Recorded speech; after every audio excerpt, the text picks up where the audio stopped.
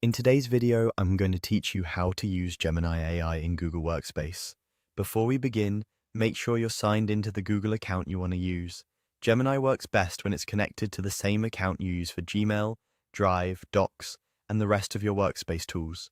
Start by opening your browser and heading to Google's homepage. In the top right corner, look for the Google Apps icon, the small grid of dots next to your profile picture. Click that to open the app launcher. From the menu that appears, find and select Gemini. If you don't see Gemini right away, try scrolling through the list, using the search bar at the top of the launcher or typing gemini.google.com directly into your address bar.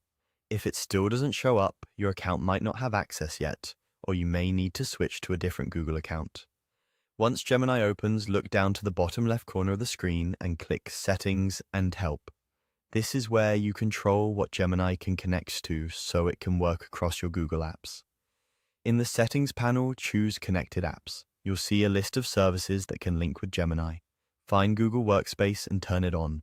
This enables Gemini to assist with tasks related to your Workspace tools, like drafting content or working with information you choose to provide from Gmail, Drive, and Docs.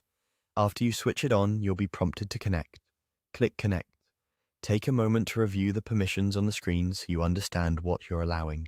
Make sure you're connecting the correct Google account and read any notices about how data is accessed and used. When you're comfortable, confirm to complete the connection. You should see a confirmation that the link is active. If something doesn't look right, for example, if the option is missing or the connect button is unavailable, check that you're logged into the correct work or school account.